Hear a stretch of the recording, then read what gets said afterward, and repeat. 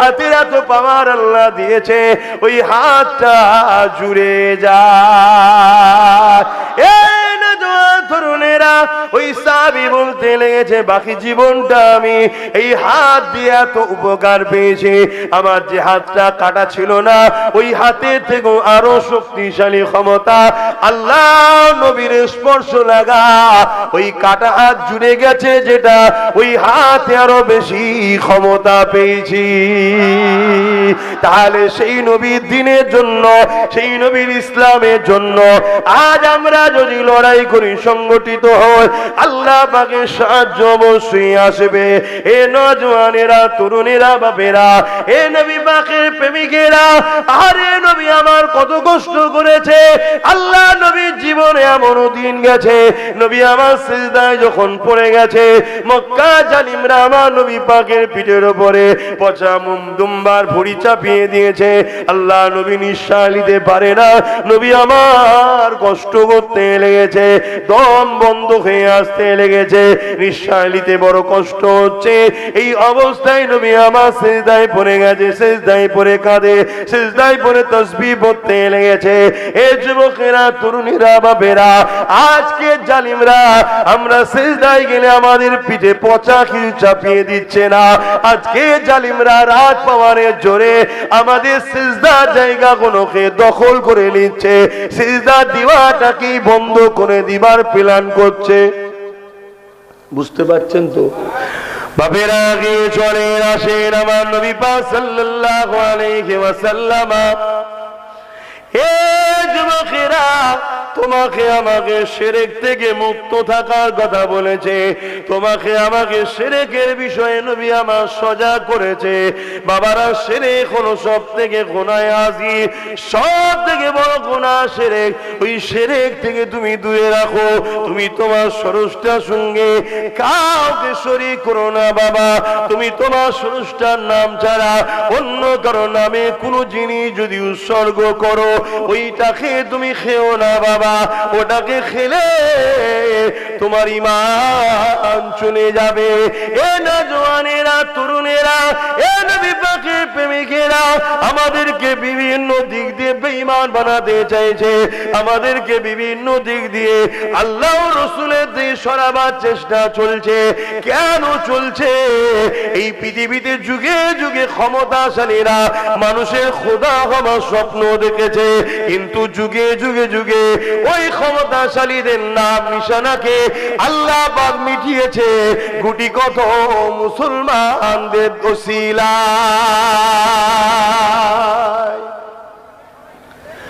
এ নওজওয়ানেরা, ফিরআউনকে আল্লাহ মিটিয়ে দিয়েছে সামান্য মুসলমান, গুটি কত মুসলমানের দ্বারা। এ যুবকেরা, নমরুদকে আল্লাহ মিটিয়েছে গুটি কত মুসলমানের দ্বারা। বদরের জমিনে আবু জেহেল, উতবা, সাইবার মতো বিশাল বাহিনীকে আল্লাহ পাক নেস্তেনাবুদ করে দিয়েছে গুটি কত মুসলমানের দ্বারা। মাত্র 313 জন ছিল, এদের হাতে কারো অস্ত্র ছিল না, অথচ আবু জেহেলের সংখ্যা 1000 ছিল, তাদের হাতে অস্ত্র ছিল, তারা উট ঘোড়ার পিঠে চেপে এসেছিল। আর এই গুটি কত মুসলমান 313 জন যিনারা ছিলেন, ইনাদের হাতে খাজুরের ডাল ছিল। ইতিহাস আপনারা সবাই জানেন। এ যুবকেরা, তরুণেরা, বাপেরা, ওই লড়াইয়ের ময়দানে কাতার ঠিক হতে লেগেছে। ওই কাতারের মধ্যে দুটো ছোট ছোট বাচ্চা দাঁড়িয়ে রয়েছে। আল্লাহ নবী ওই দুটো বাচ্চার কাছে আগিয়ে গেল, যাওয়ার পরে দেখতে লেগেছে ওই বাচ্চা দুটো পায়ের মোড়াগুলোর উপরে ডিঙি মেরে মাথাটাকে একটু তুলতে লেগেছে। কেন? রাসূলুল্লাহ বলেছে, বাচ্চাদের, বুড়োদের আর নারীদের লড়াইয়ের ময়দানে যেতে নেই এবং এদের উপরে জুলুম, এদের উপরে হামলাও করতে না।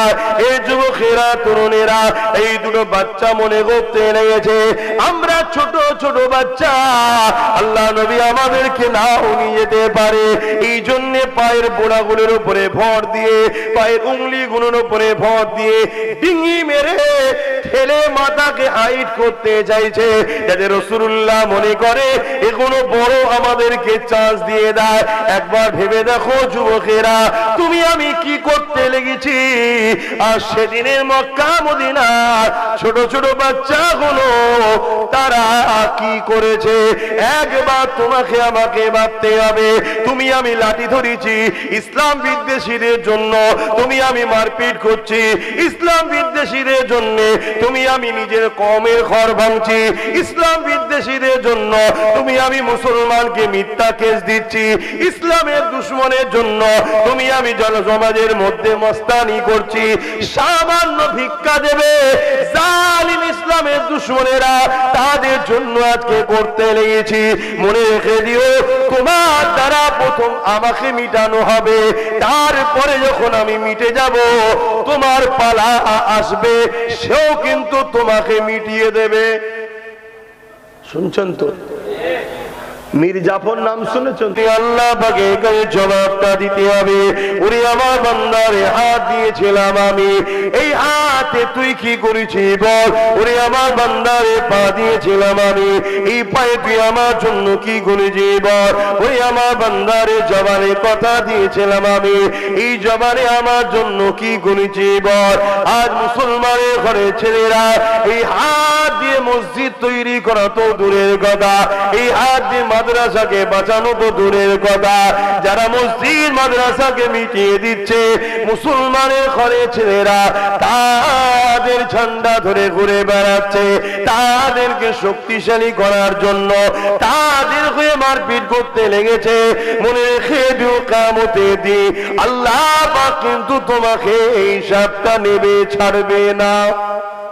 এই কথাগুলো আমার কমকে ভাবানো দরকার আছে না নাই? আজকে মাদ্রাসা ভাঙা হচ্ছে না হয়নি? কথা বলুন, কারা ভাঙছে? কথা বলছো না? তরুণেরা, যারা আমার মাদ্রাসা দুশমন, যারা আমাদের দুশমন, যারা আমার মসজিদের দুশমন, তারা আমার দুশমন। এই আকীদা আমাদেরকে তৈরি করতে হবে। দুনিয়াদারি চলতে গিয়ে একে অপরকে সাথ দিচ্ছি দেবে আলাদা বিষয়, ততক্ষণ পর্যন্ত বন্ধুত্ব থাকবে, ততক্ষণ পর্যন্ত সম্পর্ক থাকবে, যতক্ষণ পর্যন্ত তুমি আমার দ্বীনের বিরোধী না করবে। তুমি মানবে না মানবে এটা তোমার ব্যাপার, তুমি বুঝে নেবে, কিন্তু তুমি আমার দ্বীনের বিরোধী করছো কেন? তুমি যদি নাও মানো, মানুষ হিসাবে তোমার সঙ্গে আমি মিশবো, কিন্তু আমার দ্বীনের বিরোধী যদি করো তাহলে তোমার সঙ্গে আমার মিশা সম্ভব না। কারণ রাসূলুল্লাহ জানিয়ে দিয়েছে, অন্যায় দেখলে হাত দিয়ে রোখো, হাতে যদি রুখতে না পারো মুখ দিয়ে প্রতিবাদ করো, মুখ দিয়ে যদি প্রতিবাদ করতে না পারো অন্তর থেকে ঘৃণা করে নাও। এ যুবকেরা, তরুণেরা, বাপেরা, তাহলে আজকে কেউ মাদ্রাসা ভাঙবে, কেউ মসজিদ ভাঙবে, কেউ মাদ্রাসা শিক্ষা বন্ধ করে দিয়ে ইসলামের শিক্ষা কেন্দ্র, ইসলামের ভান্ডার যেখানে, সেই কেন্দ্রগুলোকে যারা মিটাতে চাইবে এদেরকে হাত দিয়ে রুখা দরকার আছে না না? আল্লাহ নবী বললেন, হাত দিয়ে রুখতে, যদি হাত দিয়ে রুখতে না পারো মুখ দিয়ে প্রতিবাদের দরকার আছে না না? যদি মুখেও প্রতিবাদ করতে না পারো, আল্লাহ নবী বললেন অন্তর থেকে ঘৃণা করে দূরে সরে যা। যদি ঘৃণা করে দূরে সরে যাওয়ার কথা নবী আমার যখন বললেন, আল্লাহ নবী বললেন এই ঈমানটা হলো বড় দুর্বল। কোন ঈমানটা দুর্বল? অন্তর থেকে ঘৃণা করে সরে যাওয়া, কিন্তু ঈমান আছে, কিন্তু দুর্বল ঈমান। কোন রাকাত থেকে কষ্ট।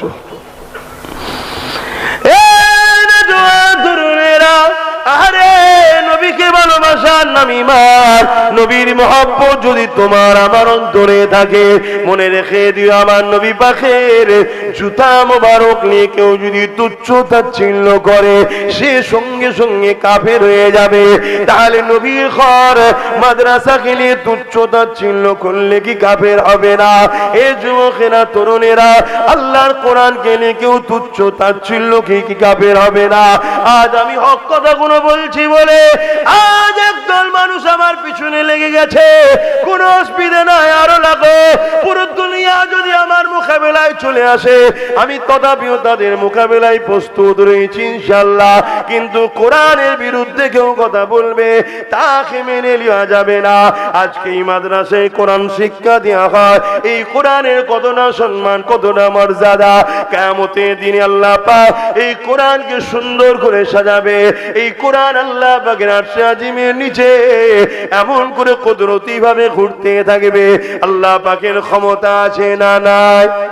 এ যুবকেরা, ওই লাউহে মাহফুজে যে রক্ষিত রয়েছে, যে কোরআন ধারাবাহিক ভাবে রোজার মাসে আমার রাসূলুল্লাহর উপরে নাজিল আল্লাহ করেছে, ওই কোরআনকে আল্লাহ সুন্দর করে সাজিয়ে দেবে।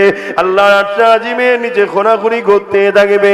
আমার আল্লাহ পাক জিজ্ঞাসা করতে লাগবে, আমার পাক কালামুল্লাহ, আজ আপনি আমার কাছে কিছু বলতে চান নাকি? ওই সময় কালামুল্লাহ বলতে লাগবে, ও রাব্বি আল্লাহ পাক, দুনিয়া জমিনে যারা আমাকে মহব্বত করেছে, আমাকে প্যার করেছে, আমাকে সিনার মধ্যে রেখেছে, আমাকে চুমা দিয়েছে, আমাকে চোখে লাগিয়েছে, আমাকে মাথায় তুলেছে, আমাকে আদর করেছে, এ আল্লাহ হয়তো পড়তে পারে রে, কিন্তু আমাকে চুমা দিয়ে আদর করে বুকে জড়িয়ে ধরেছে, আমার জন্য লড়াই পর্যন্ত করেছে, আমার জন্য অনেকে জান পর্যন্ত দিয়ে দিয়েছে।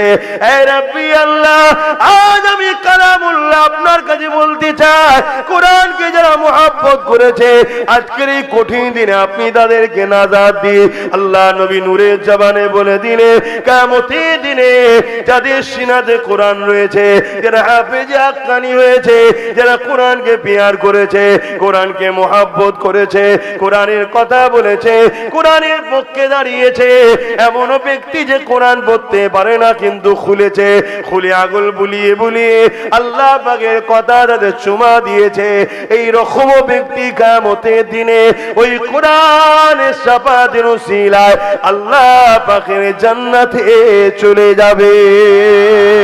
আরো জোরে বলুন সুবহান।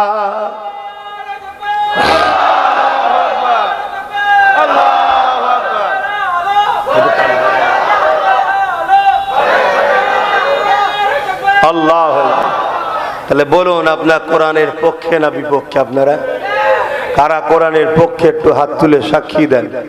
কোরআনের পক্ষে আপনারা? আলহামদুলিল্লাহ।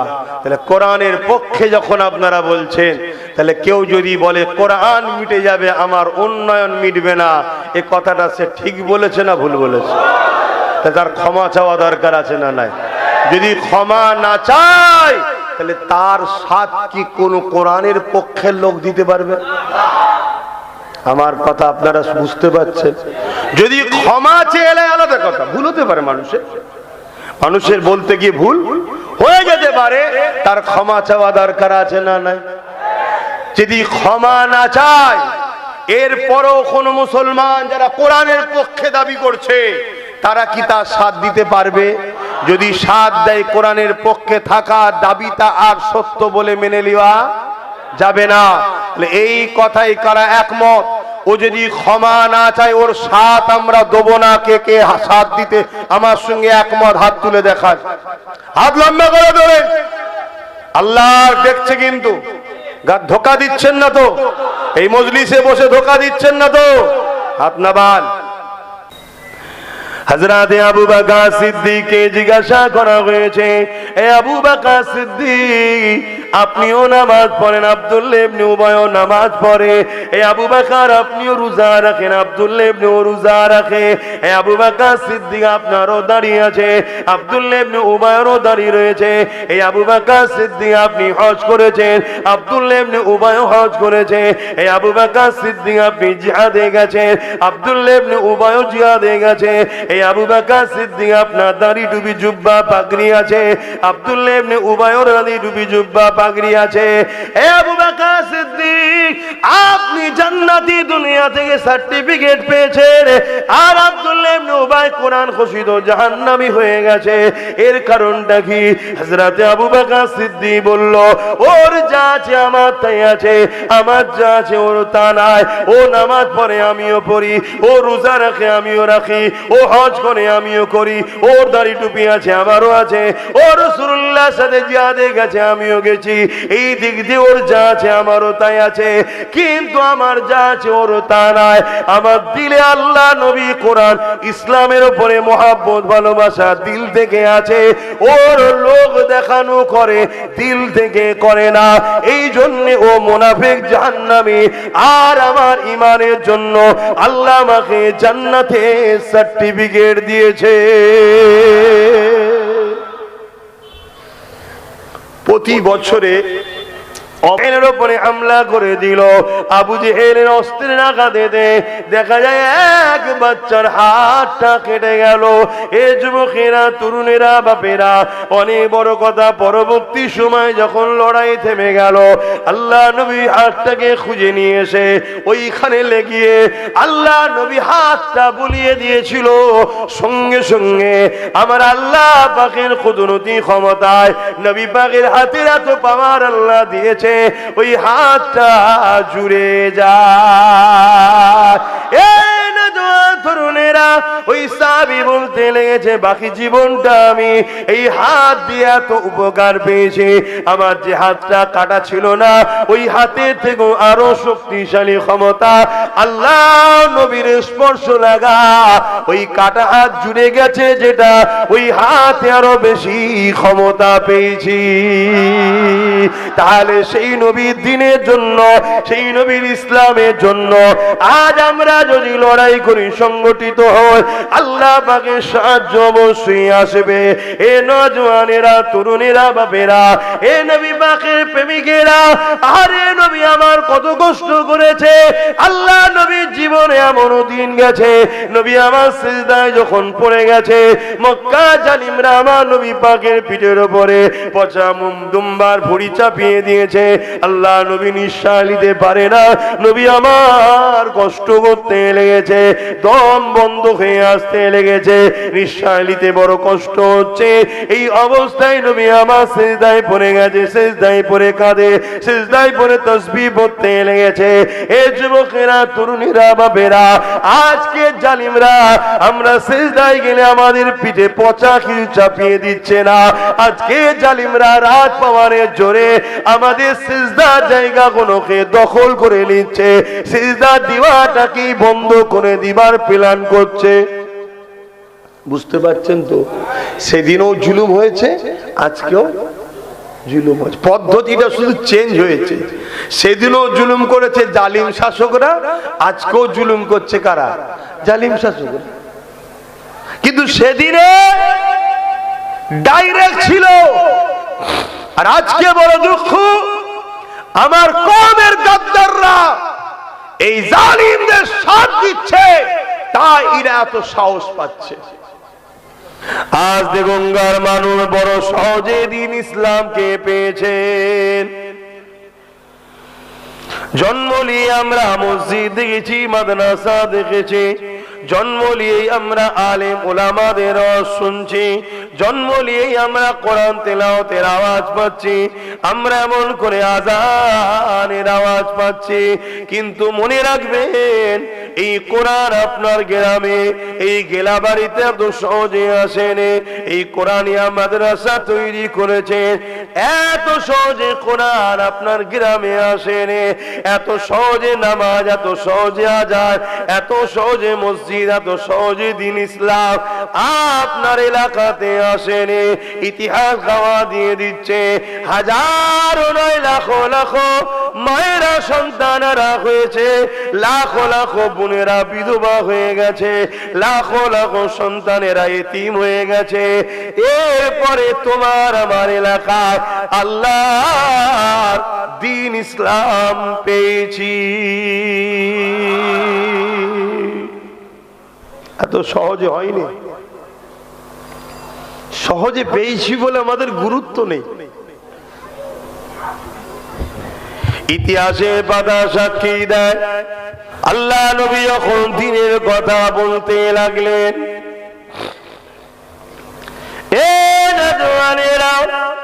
আল্লাহ নবীর উপরে মক্কা মক্কা জালিমরা কম জুলুম করেনি গো। এমনও দিন গেছে নবী আমার কাবার সামনে না ইসলামের কথা বলার দরদ, মানবতার পক্ষে কথা বলার দরদ, নারীদের অধিকারের কথা বলার দরদ, ইনসাফের কথা বলার দরদ আমার নবী পাকের গায়ে পর্যন্ত আবু জেহেল হাত তুলে দিয়েছে। কোটি কোটি টাকা খরচ করে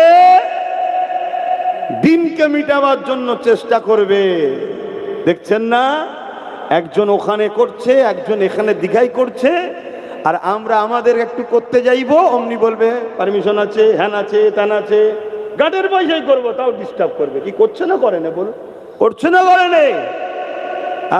দেখলেন না কিছুদিন আগে মুর্শিদাবাদে কত বড় একটা ভয়ানক ঘটনা ঘটে গেল, টাকেলি একবারও বললো না দাঙ্গা হয়েছে। আর কোথায় কিছু নয়, মানুষের চলে যাচ্ছে, বাঁচার অধিকার চলে যাচ্ছে, মানুষ একটু পেরেশানে পড়েছে।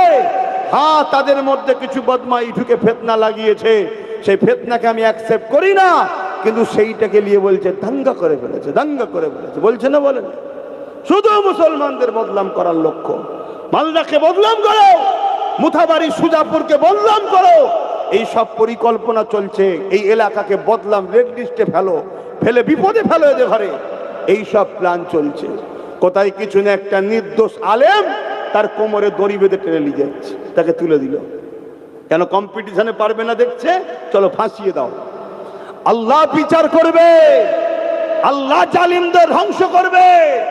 আল্লাহর মার যখন শুরু হবে তখন কেউ ঠেকাতে পারবে না, বলুন ইনশাআল্লাহ।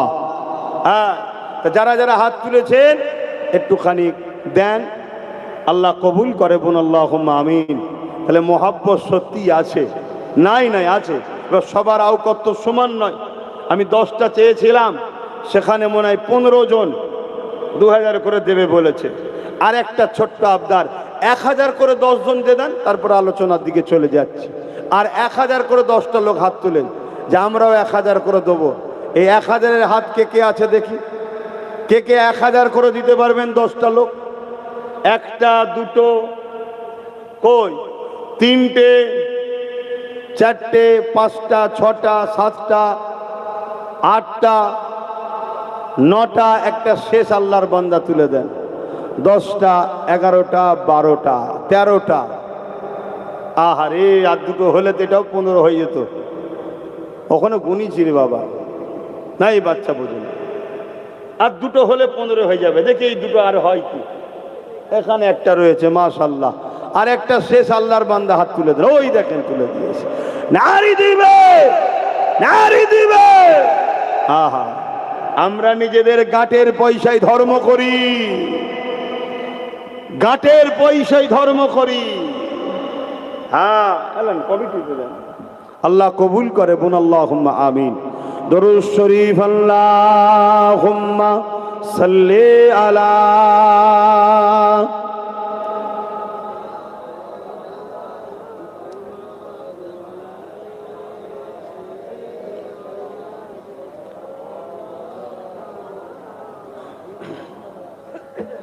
মুসলমান ঘরের ছেলে মেয়েরা, তরুণেরা, বাপেরা, আমার আম্মা জানেরা, বোনেরা, মন দিয়ে শোনেন।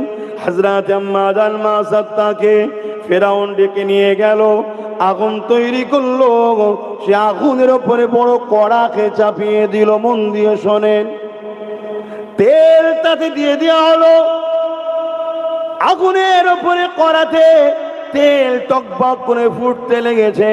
হযরত আম্মা মা সাত্তাকে এমন করে নিয়ে এসে 3টে বাচ্চাকে নিয়ে এসে ওই জায়গাতে দাঁড় করিয়ে দেওয়া হলো। দিয়ে বলতে লাগলো, মা সাত্তারে, যদি তুমি আমাকে খোদা বলে না মেনে নাও, তাহলে তোমার ছেলেগুলোকে আগুনেতে গরম তেলেতে ফেলে দেওয়া হবে। হযরত মা সাত্তাম্মা বলতে লেগেছে, এ জালিম ফিরাউন, অত্যাচার বন্ধ করো, তুমি যতই জুলুম করো না কেন, আমরা আল্লাহকে কখনো ছাড়বো না। এই কথা যখনই বলল, হযরতে মা সাত্তার বড় ছেলেটাকে নিয়ে গিয়ে ফেরাউনের হুকুমেতে ওই আগুনে নিক্ষেপ করে আগুনেতে ওই গরম তেলের উপরে ফেলে দেওয়া হলো। হযরতে মা সাত্তা হুজুরের ছেলে গরম তেলের উপরে ছটফট করতে করতে ইন্না লিল্লাহি ওয়া ইন্না ইলাইহি রাজিউন ইন্তেকাল হয়ে যায়। হযরতে মা সাত্তাকে আবার বলতে লেগেছে, এ মা সাত্তারে এখনো দুটো ছেলে আছে, এই ছেলে দুটোকে নিয়ে ঘরে যেতে পারো। হযরতে মা সাত্তা বলল, তুমি যত জুলুমি করো না কেন, আল্লাহ ও রাসূলকে ছেড়ে দেব না, আল্লাহ ও মুসাকে ছেড়ে দেব না, আল্লাহ দ্বীনকে ছেড়ে দেব না। হযরতে মা সাত্তা দ্বিতীয় ছেলেকে আবার ওই গরম তেলেতে ফেলে দিল, কিন্তু তখনও মা সাত্তা হুজুর একই কথা বলতে লেগেছে। এবারে কলেজে ছোট ছেলেটা ছিল, ওই ছেলেটাকে জালিম নিয়ে গিয়ে ওই গরম করা তেলেতে ছেড়ে দিল। তিনটে ছেলে মায়ের চোখের সামনে ইন্তেকাল হয়ে গেল গরম তেলেতে ছটফট করতে করতে, কিন্তু তথাপিও মা সাত্তা আম্মা আল্লাহ মুসা নবীকে ছেড়ে দেয়নি। হায় হায়, আমাদের ঈমান কোথায় আর তাদের ঈমান কোথায়? আজ কখনো কেউ বলছে কোরআন শেষ হয়ে যাবে, আমার উন্নতি শেষ হবে না। শুনেছেন না শুনেন না? কত বড় শয়তানের কথা চিন্তা করুন। এরপরও মুসলমান তাদের পিছনে ঘুরছে। তারা তো বলার সাহস পাবে, তারা তো বলার সাহস পাবে। আমাদের দোষেই তো আজকে এগুলো হচ্ছে। আল্লাহকে ভয় করো যুবক, নাই যাদের দলদাস হয়ে আছো তাদের হাতেই আল্লাহ তোমাকে আমাকে মিটিয়ে দেবে। এই যে এসআইএল এত টেনশন, এসআইএল ছোট্ট একটা কথা বলছি, যাদের নাম ডিলিট হয়ে গেছে আমাদের কারিমুল্লাহ হক সাহেবের সঙ্গে যোগাযোগ করবেন। ট্রাইব্যুনালে নাম তুলেছেন, অনলাইনে ফর্ম ফিল আপ করেছেন, যোগাযোগ করবেন, কিন্তু ঘাবড়ে গিয়ে ভুল পদক্ষেপ নেবেন না, নিজের ক্ষতি করবেন না, সংবিধান বিরোধী কোনো কাজ করে ফেলবেন না, তাহলে কিন্তু নিজের ক্ষতি নিজে আরো পড়ে যাবে। এই যে স্যার আরো তো 12টা রাজ্যে হচ্ছে, 11টা-12টা রাজ্যে, কোন রাজ্যে বাংলার মতো সমস্যা আছে? কোন রাজ্যে নেই। বাংলায় বড় প্ল্যান করে এইটাকে বিচারপতিদের হাতে তুলে দেওয়া হলো। সুপ্রিম কোর্টে লাস্টে কালো কোট পরে নাটক করলো, দেখলেন না? নিয়ে যে তুলে দেওয়া হলো, দিয়ে আজকে বাংলার 60 লক্ষর কাছাকাছি মুসলমান তারা আজকে বিচারাধীন হয়ে গেল। তারপরে এখন আবার ডিলিট হয়ে যাচ্ছে, পেরেশানের মধ্যে পারস পড়ে গেল। কত কিছু বলছে, একটা কথা রেখেছে দেখছে। এজন্যে বলবো এখনো সময় আছে, ভাবেন। আর যদি না ভাবেন আগামী দিন আরো বিপদে পড়তে হবে, আরো বিপদে পড়তে হবে। আপনাদের কাছে দুনিয়ার কথা আখিরাতের কথা দুটো কথাই বলছি, অসুবিধা হচ্ছে নাকি? কারণ আল্লাহ শিখিয়েছে তো আমাদের ঘরে, রব্বানা আতিনা ফিদ দুনিয়া হাসানাতাও ওয়া ফিল আখিরাতি হাসানা ওয়া কিনা আযাবান নার। আপনার আমার বাপ সমতুল্য, মা সমতুল্য, ভাই সমতুল্য, বোন সমতুল্য, আপনার আমার নবীর উম্মত। আপনারা দুনিয়াতে যাতে বিপদ মুক্ত হয়ে থাকেন তার জন্য যেমন বোঝাতে হবে, এবং আখিরাতেও যেন কল্যাণ পান এও বোঝানো দরকার আমাদের, আছে না নাই? কথা বলেন, আছে না নাই? এজন্য বোঝাচ্ছি, সতর্ক হন, সাবধান হন। খুব কঠিন পরিস্থিতির দিকে যাচ্ছে। আর শেষ কথা বলে যাচ্ছি, ৭৯ বছর দেশ স্বাধীন হয়েছে, কেউ আমাদের পক্ষে নয়। যতক্ষণ পর্যন্ত না নিজেদের হাতে ক্ষমতা নিতে পারবেন ততক্ষণ সবাই লুটেছে, লুটবে। কথা বুঝে আসছে তো? সময় তো কম, দেখছেন না কত অশান্তি হচ্ছে। কই এই সময়ে তো এমপিদের কমসে কম এসে মানুষের পাশে দাঁড়ানো দরকার, ঠিক তো নাকি? হ্যাঁ, আমরা তো আছি, টেনশন করছে কেন? বলা দরকার আছে না নাই? মানুষের বিপদে যখন কেউ দাঁড়াবে না, মানুষ তখন তো দিশেহারা হয়ে যাবে, যে যার মতো করে তখন ভাবতে শুরু করবে। আর যে যার মতো করে যখন ভাবতে শুরু করবে তখনই তো ফিতনা হবে। আজকে কেউ দাঁড়ায় না, কেউ না। আসুন, সময় তো কম, একটু হাজিরি দিলাম। আল্লাহ কখনো নিয়ে আসে আবার দেখা যাবে। একটু সালাম দেবো নবী পাককে দাঁড়িয়ে দাঁড়িয়ে। নবী সালাম।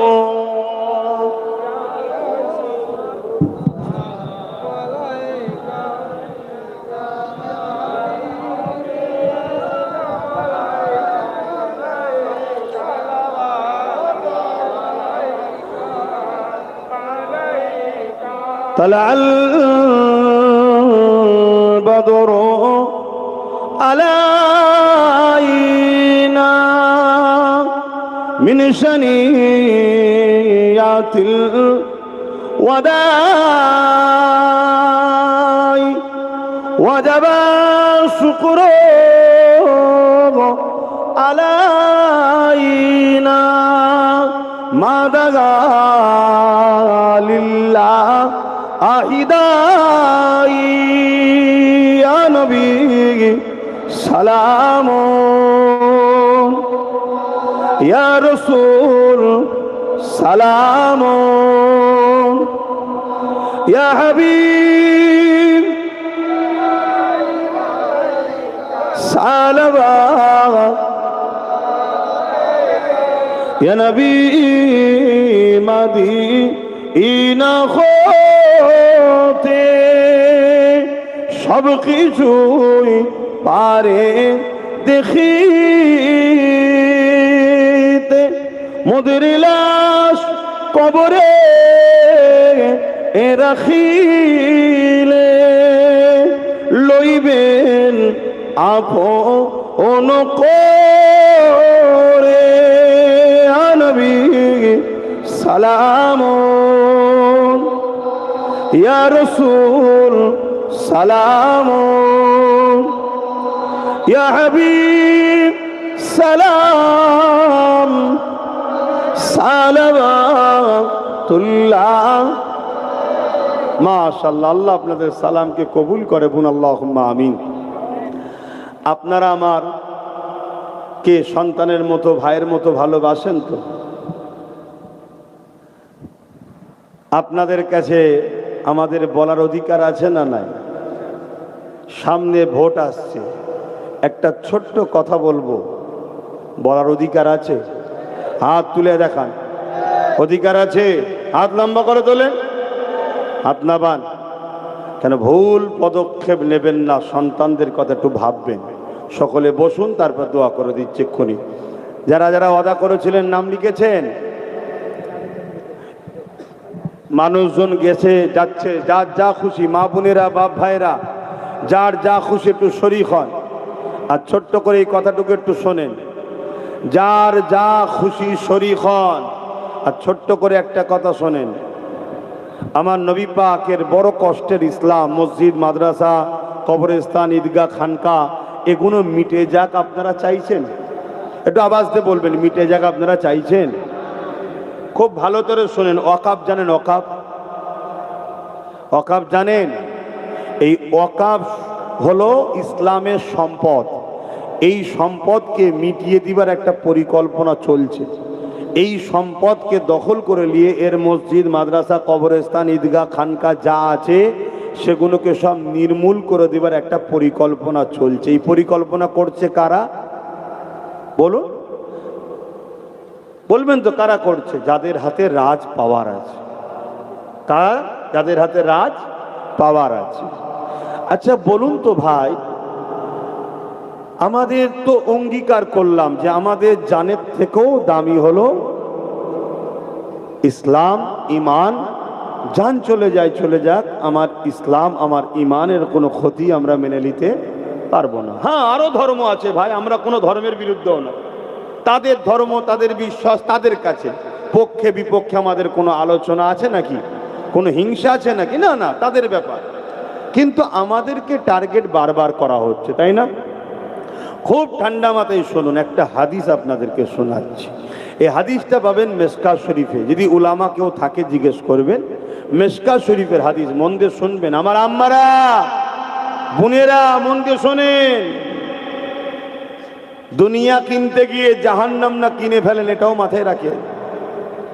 আল্লাহ রসুল বলছেন, কোন মুসলমান জালিমকে যদি, অত্যাচারীকে শক্তিশালী করার জন্য, শুনছেন,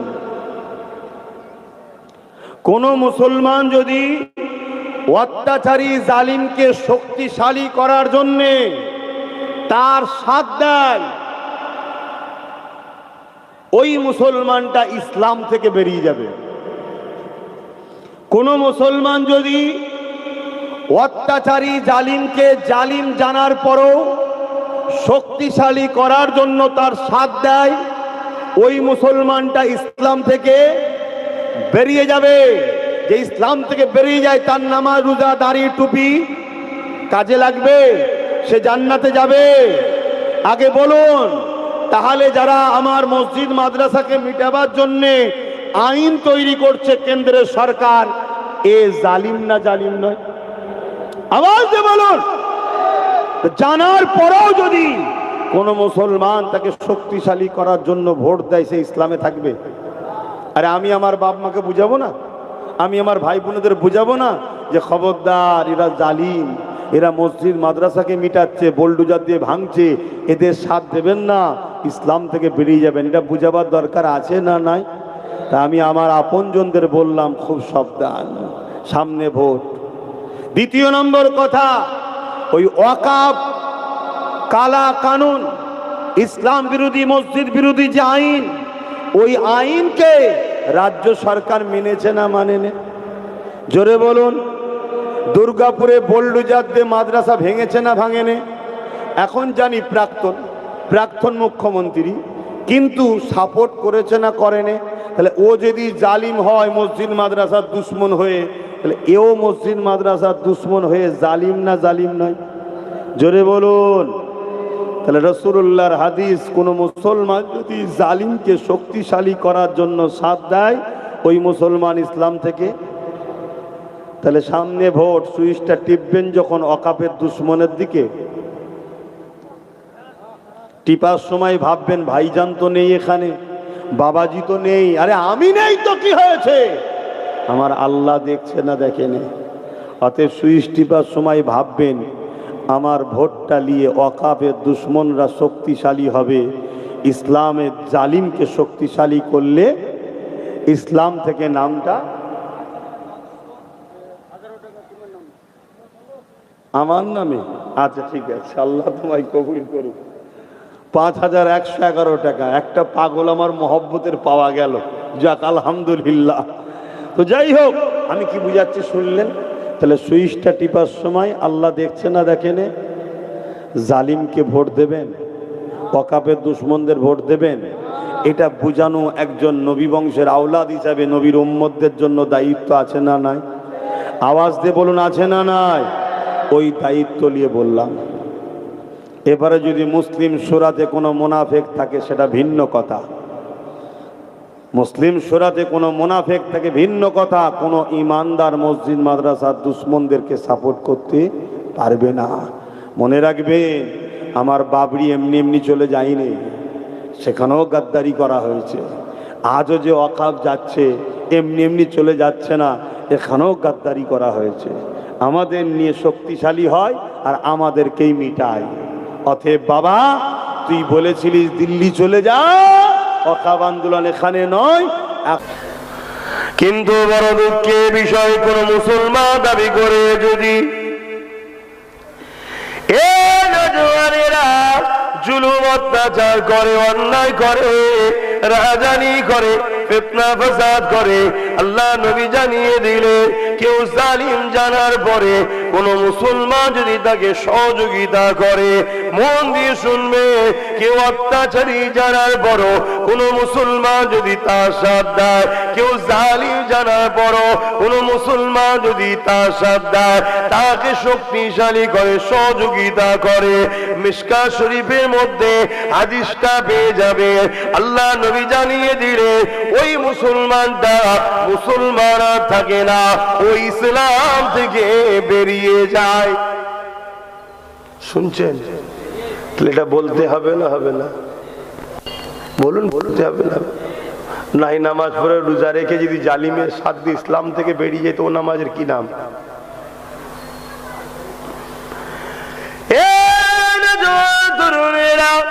আল্লাহ নবী অনেক কষ্ট করেছে দিন ইসলামের জন্য। আল্লাহ নবী মক্কা জমিনে এসে যখন বলল লা ইলাহা ইল্লাল্লাহু আনা মুহাম্মাদুর রাসূলুল্লাহ, আল্লাহ ছাড়া কোনো ইলাহা নাই, আমি মুহাম্মদ আল্লাহর প্রেরিত রাসূল। তারপরে নবী আমার জানিয়ে দিয়েছে, এ দুনিয়া মানুষেরা তোমরা নারী হত্যা বন্ধ করো, নারীদেরকে জেন্তু পুঁতে দিও না, নারীদেরকে বাজারে নিলামে তুলতে গুলো বন্ধ করো। তারা বলতে লাগলো মুহাম্মদ সাল্লাল্লাহু আলাইহি ওয়াসাল্লাম, নারীরা হলো অশুভ, এদের কোনো বাঁচার অধিকার নাই। আল্লাহ নবী জানিয়ে দিলেন, না না না, নারী হলো অশুভ নয়। যদি কারো সংসারে প্রথম কন্যা সন্তান হয়, এর মানে ওই নারীর বাবাকে আল্লাহ জান্নাতে সংবাদ দিল। তরুণেরা, আল্লাহ নবী আরো জানিয়ে দিলে, কারো ঘরে যদি পর পর একটা দুটো তিনটে কন্যা সন্তান হয়, ওই তিন কন্যার বাবা যদি ওই কন্যাগুলোকে নিয়ে বেজার না হয়ে আল্লাহ দেয়া নিয়ামত মনে করে লালন পালন করে বড় করে দিয়ে নিকাহ বিবাহ দিয়ে দেয়, আমি রাসূলুল্লাহ জানিয়ে দিলাম ওই তিন কন্যার বাবা আর আমি রাসূলুল্লাহ। আল্লাহ নবী দুটো আঙুল তুলে দেখাচ্ছে, যেমন পাশাপাশি রয়েছে ওই তিন কন্যার বাবা আর আমি রাসূলুল্লাহ, আল্লাহ পাকের জান্নাতে পাশাপাশি থাকিব। আরো জোরে বলুন সুবহান।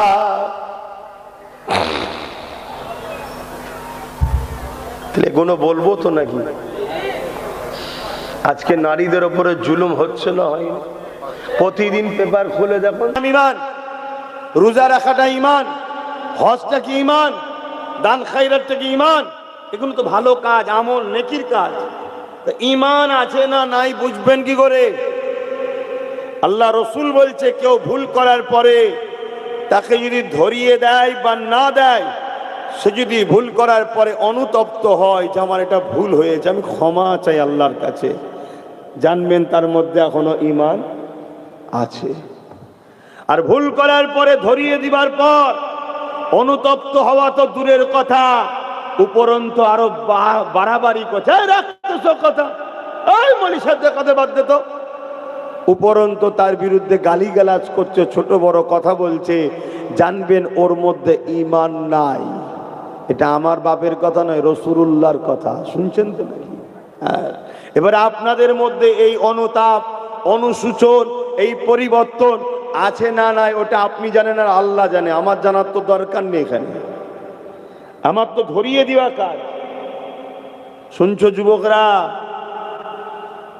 ভালো করে মন দিয়ে শোনো, কেননা কার কখন মৃত্যু হবে কেউ জানে না। মরণের পরে কবরে দেওয়া হবে, জানাজা খাটিয়া করে নিয়েছে, মিনহা খালাকনাকুম ওয়া ফিহা নুঈদুকুম ওয়া মিনহা নুখরিজুকুম তারাতান উখরা বলে মাটি তো দিয়ে চলে আসবে। যদি তোমার অন্তরে ঈমান না থাকে, ওই কবরের ভেতরে আল্লাহ জাহান্নামের একটা গর্ত বানিয়ে দেবে, যেখানে 99টা সাপ থাকবে। এ যুবকেরা, মায়েরা, বোনেরা, বাপেরা, এই ভয়ানক বিষয়টা কত কঠিন হবে। এই দুদিনের দুনিয়ার ময়ায় পড়ে আল্লাহ ভোলা হয়ে যেও না, রাসূলুল্লাহ থেকে দূরে সরে যাও না। কেননা এই দুনিয়া জমিনটা হলো আল্লাহর পক্ষ থেকে তোমার আমার জন্য একটা পরীক্ষা সেন্টার। এখানে আল্লাহ পরীক্ষা নিতে পাঠিয়েছে। কি পরীক্ষা নিতে পাঠিয়েছে? মান আহাব্বা লিল্লাহ ওয়া আবগাদা লিল্লাহ ওয়া আতা লিল্লাহ ওয়া মানআ লিল্লাহ ফাকাদ ইসতাকমালাল ঈমান। ভালোবাসবেন আল্লাহর জন্য। কেউ যদি কাউকে ভালোবাসে, উদ্দেশ্য যেন আল্লাহর হয়। কেউ যদি কারো সাথ দেয়, উদ্দেশ্য যেন আল্লাহ হয়। কেউ যদি কারো সঙ্গে দুশ্মনী করে, লড়াই করে, উদ্দেশ্য যেন আল্লাহ হয়। কেউ যদি কারো সঙ্গে আত্মীয়তা করে, উদ্দেশ্য যেন আল্লাহ হয়। কেউ যদি কারো সঙ্গে সম্পর্কটাকে বিচ্ছেদ করে, উদ্দেশ্য যেন আল্লাহ হয়। এরাই হলো প্রকৃত ঈমানদার, এরা ঈমানের মজা পায়। তাই জিন্দেগির প্রতিটা কাজের পিছনে উদ্দেশ্য যেন আল্লাহ থাকে, আল্লাহ থাকে। কেননা তোমাকে আমাকে বানিয়েছে দুনিয়ার কোন নেতা নেত্রী নয়, তোমাকে আমাকে বানিয়েছে দুনিয়ার কোন দাদা দাদা দিদি নয়, তোমাকে আমাকে বানিয়েছে মহান স্রষ্টা রব্বুল আলামিন আল্লাহ, যিনি দুটো চোখ দিয়েছে, দুটো কান দিয়েছে, দুটো হাত দিয়েছে, দুটো পা দিয়েছে, দুটো কিডনি দিয়েছে, হার্ট দিয়েছে, দিমাগ দিয়েছে। কুকুর পশু না বানিয়ে আল্লাহ আশরাফুল মখলুকাত মানুষ বানিয়েছে। তাই সামান্য ভিক্ষা পেয়ে গিয়ে আল্লাহ বিরোধী, নবী বিরোধী যারা, তাদের সঙ্গে সহযোগিতা করলে হবে না, দিনের দুশ্মনদের সঙ্গে মিশলে হবে না। দিনের পক্ষে যারা দায়ী তাদের ডাকে সাড়া দিয়ে রাসূলুল্লাহর মিশনকে আগিয়ে নিয়ে যেতে হবে। আমার নবী পাকের মিশন কি ছিল? আল্লাহ নবীর মিশন ছিল আল্লাহর জমিনের উপরে অন্যায় মুক্ত সমাজ গড়া, অন্যায় মুক্ত পৃথিবী গড়া, নেশা মুক্ত পৃথিবী গড়া, ধর্ষণ মুক্ত পৃথিবী গড়া, খুন মুক্ত পৃথিবী গড়া। এই আল্লাহর জমিনের উপরে গরিব হোক বড় লোক হোক সবাই সমানভাবে বসবাস করবে, কেউ কারো দাস দাসী হবে না। একমাত্র আমরা দাস দাসী হলাম মহান মালিক আল্লাহ। এটাই তোমার নবীর মিশন।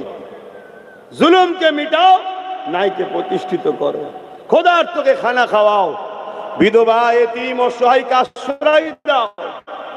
সে যে কোনো ধর্মের হোক, কেউ বিপদে পড়লে তাকে সাথ দাও। হিন্দু তো কি হয়েছে, আদিবাসী তো কি হয়েছে, আমাদেরই তো ভাই বোন বেড়া, সে তো বাপ আদম মা হাওয়ারই সন্তান, তাদেরও সাথ দাও, তাদেরকে নিরাপদে রাখো। কিন্তু তুমি সেজদা একমাত্র স্রষ্টা আল্লাহকে করবে, অন্য কারো সামনে নয়। জোরে বলুন সুবহানাল্লাহ। এই যে রাসূলুল্লাহর মিশন, এই মিশনকে তো আমাদের আগিয়ে নিয়ে যেতে হবে, তবেই তো তুমি কিয়ামতের দিন আল্লাহর প্রিয় বান্দা হয়ে, বান্দি হয়ে উঠে চির শান্তির জান্নাত পাবে। জোরে বলুন সুবহানাল্লাহ। আজ এই দুটো চোখের মূল্য দিতে পারবেন কেউ?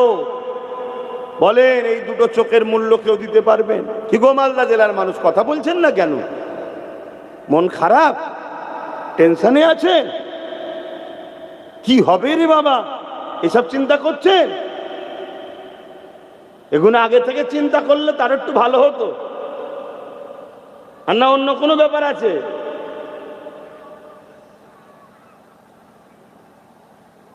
চিন্তা তো করতেই হবে, কিন্তু চিন্তা করে হাত গুটিয়ে তো বসে থাকলে হয়নি, প্ল্যানটাও তৈরি করতে হয়।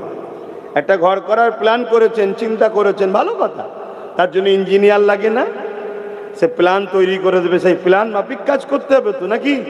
না প্ল্যান ছাড়া মিস্ত্রি নিয়ে এসে হুড়মুড় করে মালটাল গুছিয়ে ছেড়ে দিলেন নাকি? হ্যাঁ, কেউ কোথায় ডাকলো, ন্যাস তুলে ছুটলেন।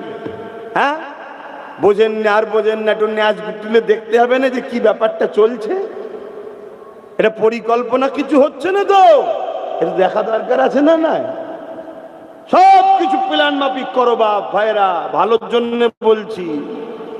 কেন তোমাদেরকে টার্গেট করা হয়েছে, বিশেষ করে মুর্শিদাবাদ, মালদা, এর আগেও বলেছি, 2 বছর আগে এসে বলে গেছি, দিনাজপুর, এগুলো সব বিশেষ করে টার্গেট। খুব সাবধান হও, খুব সাবধান হও। আমরা ভারতীয়, আমরা টেনশনের কোনো কারণ নেই, কিন্তু প্ল্যানটা ভুল যেন না হয়। প্ল্যান যদি ভুল করবা, ইসলামও তোমার সাথে নেই, দেশও তোমার সাথে নেই।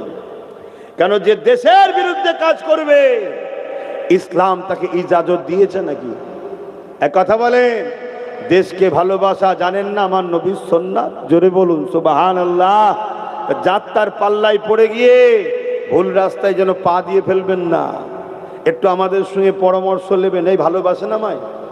একটু হাত তুলে দেখান তো কারা সত্যি ভালোবাসেন। আলহামদুলিল্লাহ। একটু পরামর্শ নেবেন, নিয়ে কাজ করবেন। কারণ অনেক চক্রান্ত যুগে যুগে দাড়ি টুপি দেখিয়েই শেষ করে দিয়েছে। এই দাড়ি যেমন নবীর সুন্নত, এই সুন্নতকে জালিমরা আবার খারাপ রাস্তায় ব্যবহার করার জন্য অনেক জালিমরা রেখেওছে। এই টুপি নবীর সুন্নত, কিন্তু এই টুপিকে আপনাদের ঘরে ধোকা দিবার জন্য অনেক জালিমরা বারবার পরে। এখন তো আবার ঘুমটাও দেয় বোকা বানাবার জন্য। একটু বুঝে বুঝে চলতে হবে, না হয় বিপদে পড়ে যাবে, তখন কিছু করার থাকবে না। লাইনে থাকুন। কেউ যদি গাই জুয়ারি দেখিয়ে কিছু ক্ষতি করতে যায়, তাকে কিন্তু ছেড়ে দেওয়া যাবে না। তার জন্য দেশের সংবিধান আইন ব্যবস্থা আছে। চিন্তা করছেন কেন? চিন্তা করছেন কেন? এ দেশ কারো বাবাখালী সম্পত্তি নয়, এ দেশ মনুষ্য জাতির পিতা বাপ আদম আলাইহিস সালামের দেশ। জোরে বলুন সুবহানাল্লাহ। তাহলে আমাদের বাপের দেশ থেকে আমাদেরকে বার করে দেবে কারা? কথা বুঝছেন না, বোঝেন না? হ্যাঁ, এটা তো আমাদের বাপের দেশ।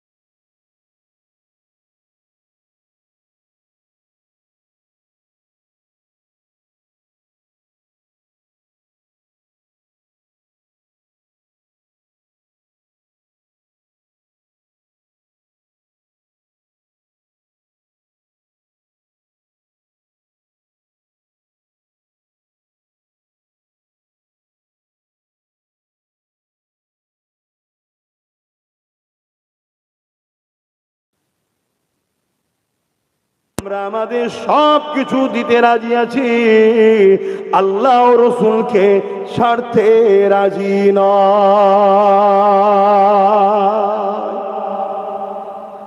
আর আমরা 500,000ই ছেড়ে দিয়েছি। কি ছেড়েছেন না ছাড়েন না?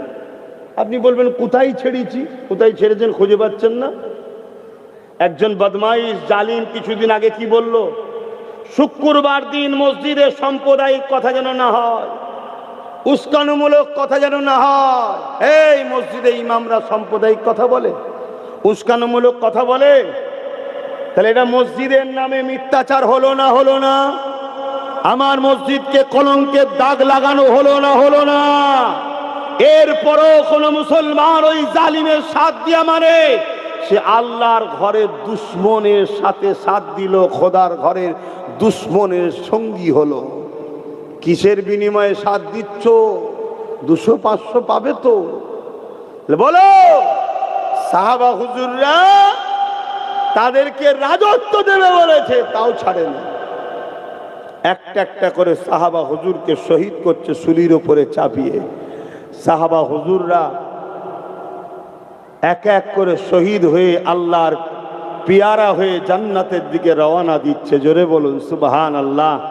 এইভাবে শহীদ হতে হতে আল্লাহ নবীর সাহাবী হযরতে খুবাইব রাদিয়াল্লাহু তাআলা আন তিনাকে শুলির উপরে সামনে নিয়ে এসে দাঁড় করিয়েছে। দাঁড় করিয়ে বলছে, খুবাইব দেখো তোমার সাথীরা বোকামি করলো বলে সব মারা গেল, যদি আমাদের কথা মেনে নিত আজ পরিবার, সন্তান, বাপ মা, ধন দৌলত, জায়গা সব পেত। এ খুবাইব তুমি তো এদের সর্দার, তোমার মধ্যে অনেক বুদ্ধি আছে, তুমি আমার কথা মেনে নাও।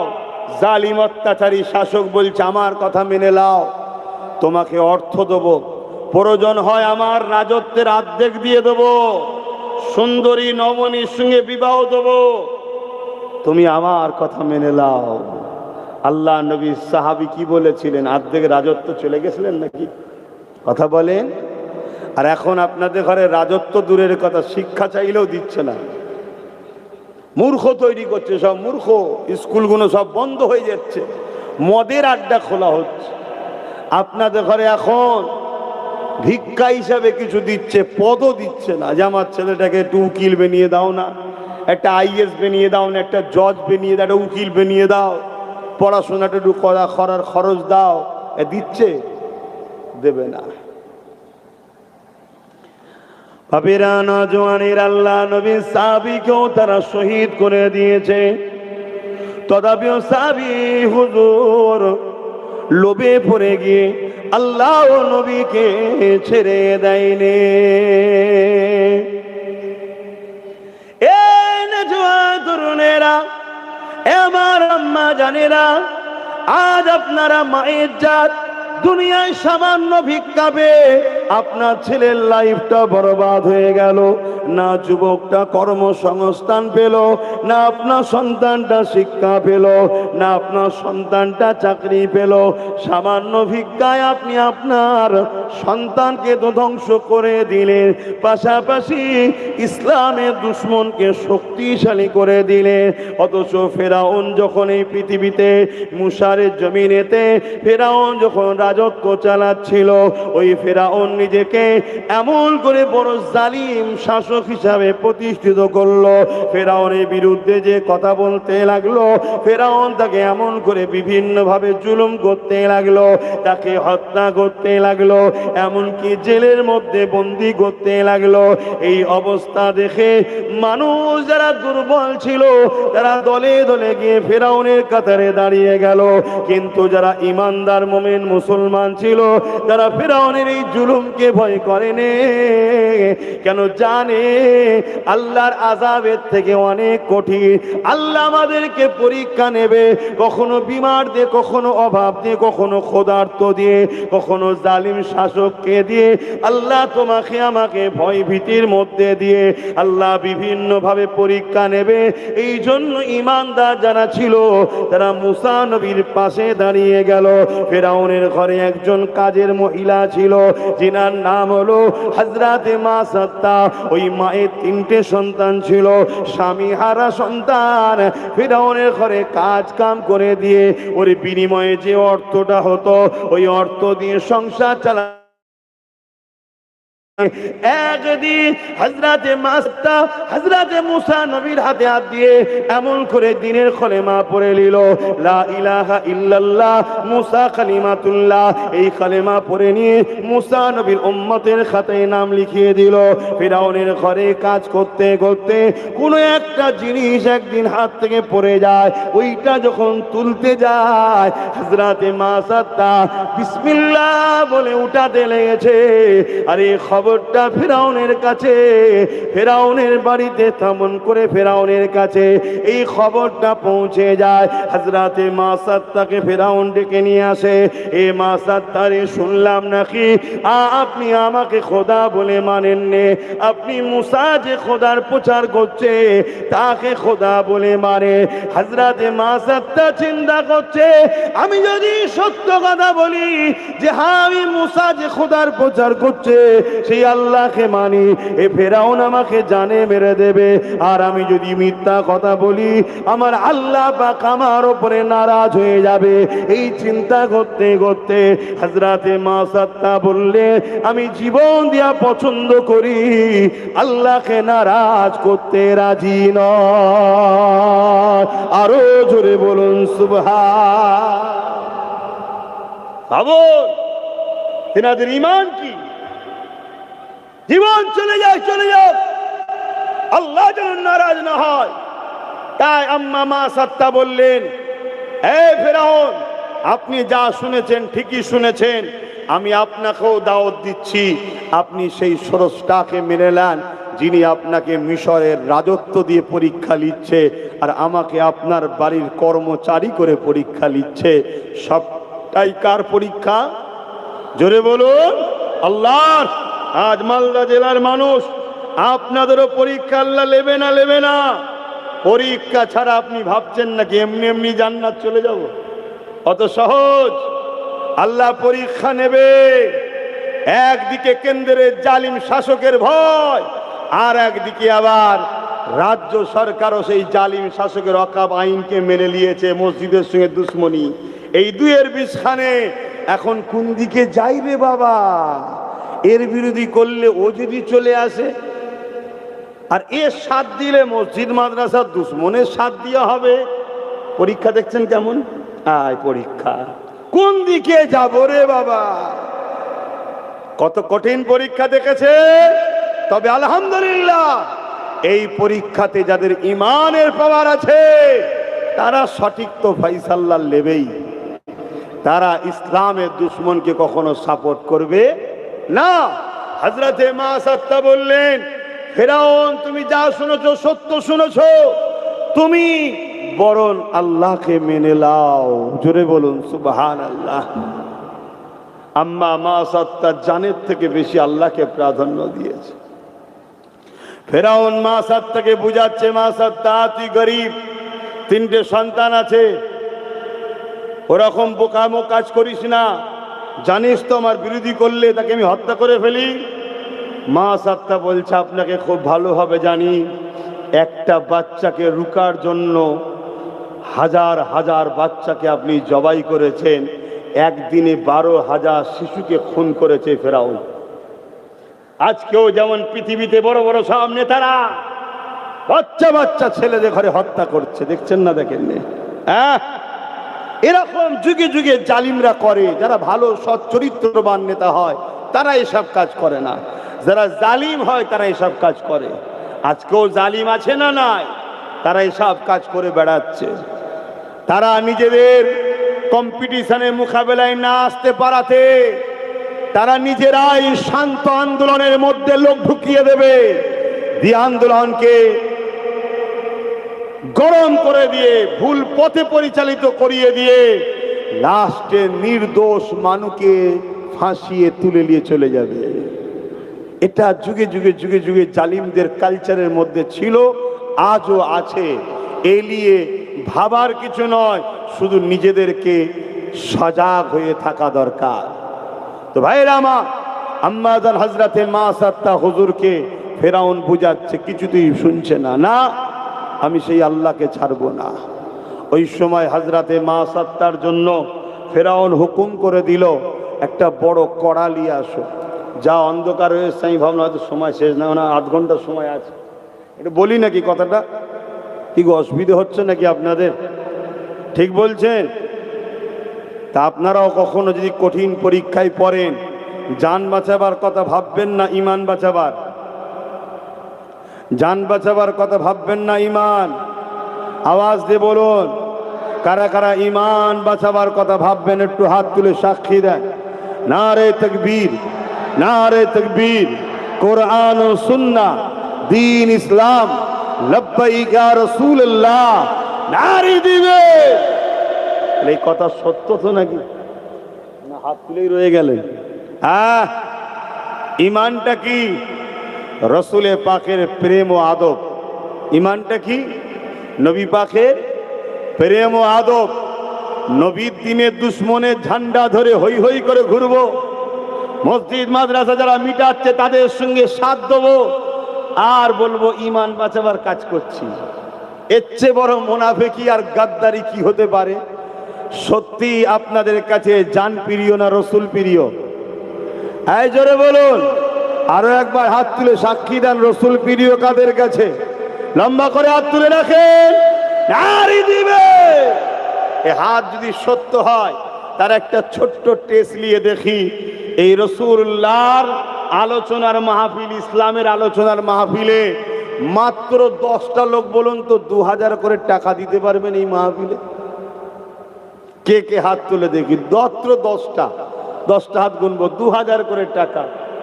একটা, দুটো, তিনটে, চারটে, পাঁচটা, ছটা, সাতটা, আটটা হয়েছে বাবা, 9টা, 10টা, 11টা, 12টা। বাহ, এখানে কে?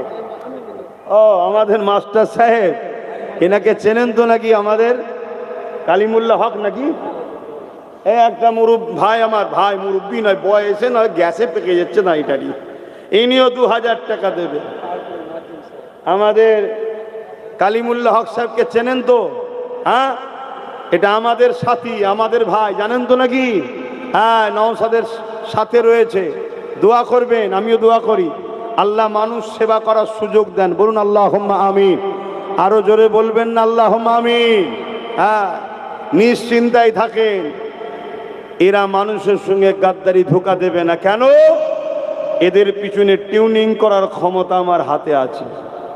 কথা কিছু মাথায় ঢুকছে?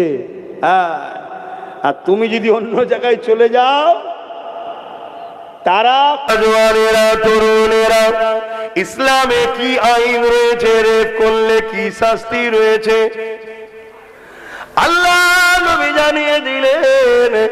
যে মায়ের যাতে সম্মান করতে পারে না, ও সুরাতে সকলে মানুষ হতে পারে, কিন্তু ওর মনুষ্যত্ব শেষ হয়ে গেছে, ওর এই জমিনের উপরে বেঁচে থাকার কোনো অধিকার নাই। ওকে গলা পর্যন্ত পুঁতে দাও, পাথর মেরে নিক্ষেপ করে করে ওকে মেনে দাও, ওকে হতম করে দাও, শেষ করে দাও। এ যুবকেরা, তরুণেরা, ইসলাম তাহলে নারীদেরকে কত মর্যাদা দিয়েছে, নারীদের জন্য ইসলাম কি কড়া আইন করেছে। যদি কেউ নারীকে রেপ করে, জুলুম করে, তাকে গলা পর্যন্ত পুঁতে দিয়ে তাকে পাথর মারতে মারতে মেরে ফেলো।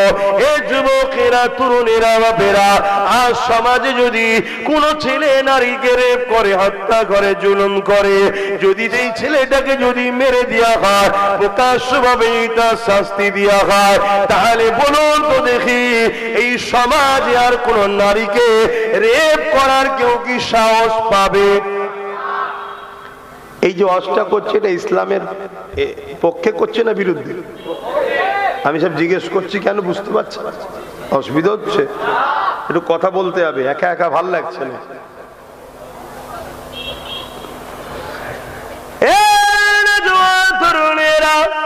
কিন্তু আজ আমার প্রশ্ন এই জায়গাতে, যে ইসলাম এত কড়া আইন করেছে, যেখানে আজ একটা নারীকে কেউ যদি রেপ করে, সঙ্গে সঙ্গে তাকে গলা পর্যন্ত পুঁতে দিয়ে পাথর মেরে মেরে ফেলো, এতে বাকি রেপে যারা রয়েছে তাদের শয়তানটা ভেতরে যে আছে, ভেতরে দোদকে দোদকে মরে যায়, যারা আর কোন নারী যেন রেপ না হয়। এটা বাস্তবে প্রমাণ আমার রাসূলুল্লাহ দেখিয়েছে 1450 বছর আগে। এই যুবকেরা, তরুণেরা, আল্লাহ নবী মদিনার প্রেসিডেন্ট হলো, এই আইনটা তৈরি করতে গেলে রাজ ক্ষমতার দরকার আছে না নাই? মুখে তো শুধু বলে দিলে হয় না। তাই নবী আমার মদিনার ক্ষমতায় আসলেন, নবী মদিনায় 10 বছর রাজনীতি করা শিখিয়েছে। কি গো, রাজনীতির কথা বলা যাবে তো নাকি? আবার তো অনেক বলে হুজুরের ছেলেরা রাজনীতির কথা বলবে কেন? রাজনীতি হুজুরের ছেলে পড়বে না তো তোর মতো জাহান্নামে গুলো বলবে? হুজুরের ছেলেরাই বলবে। বলা বন্ধ হয়ে গেছিল কেন? আমাদেরকে ঝোড়া চাপাতে দিয়েছিল। মলি সাহেব, হাফেজ সাহেবেরা বোতলে ফু দেবে আর বাবারা বাবারা করবে, শুধু এই লাইনে চলে গেছিল। আর বাজারে সব জায়গায় মাতব্বর, গেঁজাখোর, মাতাল, পাক পবিত্র জানে না জ্ঞান, তারা সব জায়গায় মাতব্বর হয়ে লাঠি ঘুরাচ্ছিল। হ্যাঁ, যেই ধরিছে বা সব কেড়ে কেড়ে কেড়ে করে উঠেছে একদম ভুরু, তাই তো নাকি?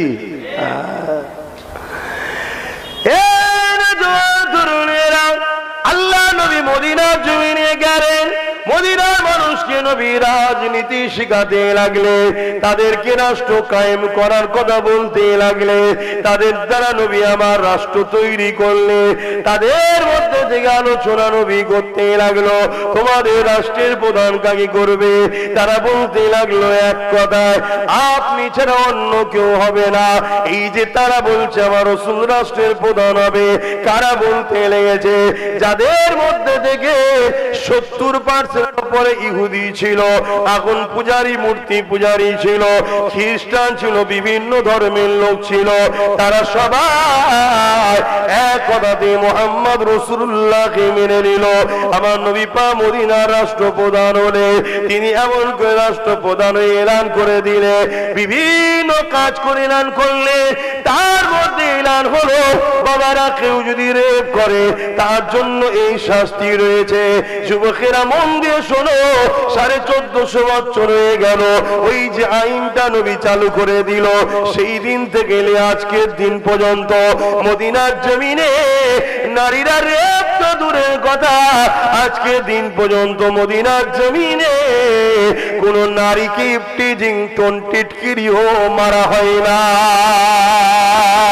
আরো জোরে বলুন সুবহান।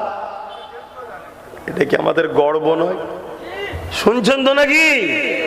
তাহলে 1450-1500 বছর কম বেশি হয়ে গেল, মদিনায় রাত 1টা, 2টো, 3টে, 4টে যখনই দেখবেন রাস্তাঘাটে নারীরা যাতায়াত করছে, কোনদিন আজ পর্যন্ত কোন নারী রেপ তো দূরের কথা, কেউ টিচকিরিও মারেনি। কেন? সেখানে নিজাম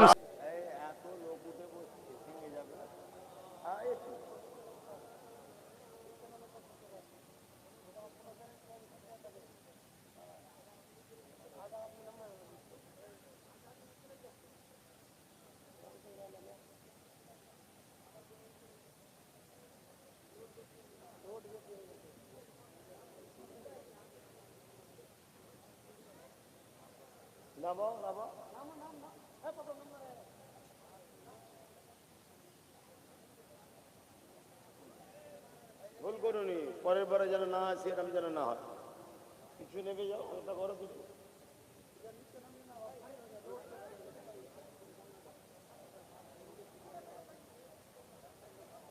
कल पुल से जिसने हमें खुद ही पार लगाना है, काल पुल से जिसने हमें खुद ही पार लगाना है, झगड़ा कौ बाबा है, हसनैन का नाना है, जहरा कौ बाबा है, हसनैन का नाना है। एक मैं नहीं उन पर कुर्बान ज़माना है। अल्लाहुम्मा सल्ली अला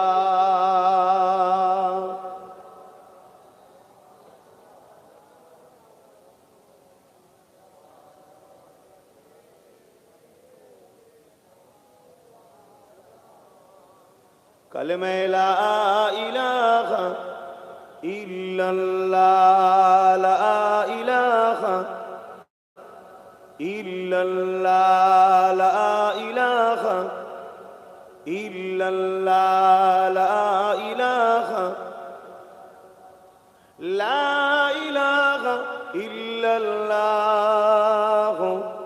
मुहम्मदुर रसूलुल्लाह, हस्बी रब्बी जल्लल्लाह, मा फी क़ल्बी खैरुल्लाह, हस्बी रब्बी जल्लल्लाह, मा फी क़ल्बी खैरुल्लाह, नूर मुहम्मद सल्लल्लाह, हक़ ला इलाहा इल्लल्लाह, ला इलाहा, ला इलाहा इल्लल्लाह, ला इलाहा, ला इलाहा इल्लल्लाह, मुहम्मदुर रसूलुल्लाह।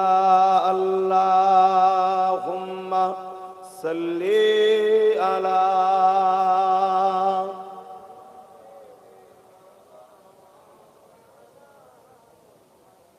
वला आली।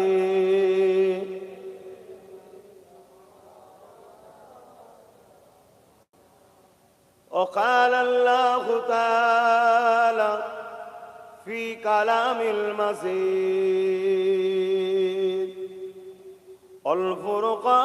الفرقان الحميد،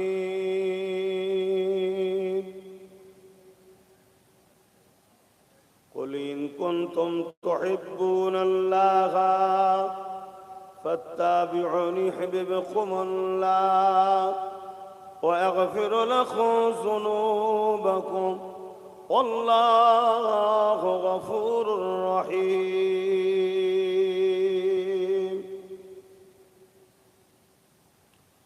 উপস্থিত হাজরানে মজলিস, আমার আব্বা জানেরা, আমার নজওয়ান তরুণেরা, যুবকেরা, ছোট ছোট বাচ্চারা,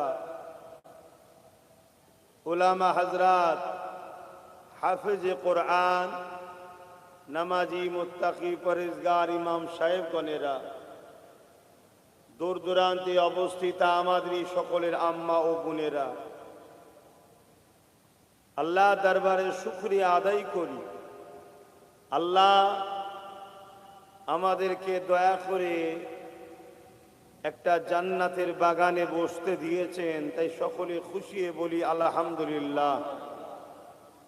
আরো শুকরিয়া আদায় করি সেই মহান স্রষ্টা রব্বুল আলামিনের, যিনি আমাদেরকে তিনার মনোনীত পছন্দনীয় ধর্ম ইসলাম ধর্মের কালের সর্বশ্রেষ্ঠ আসমানি কিতাব কোরআনকে আমাদের জন্য গাইড বুক হিসাবে পাঠিয়েছেন এবং তিনার দোস্ত প্যারা নবী, নূর নবী, দয়ার নবী হাবিবুল্লাহ জনাবে মুহাম্মদ রাসূলুল্লাহ সাল্লাল্লাহু আলাইহি ওয়াসাল্লাম উম্মতি আল্লাহ করেছেন। তাই সকলে জবান ছেড়ে দিয়ে খুশি বলি আলহামদুলিল্লাহ। আলোচনা সংক্ষেপ সময়, কিন্তু বড় খারাপ লাগছে একটু একটু ছেলেদের হাতে আপনারা সব এত বড় বড় ফোন দিয়েছেন। আপনারা কেমন গার্জেন? নিজেরা তো ধ্বংস হয়েছেন, বাচ্চা কোনো জীবনও ধ্বংস করছেন।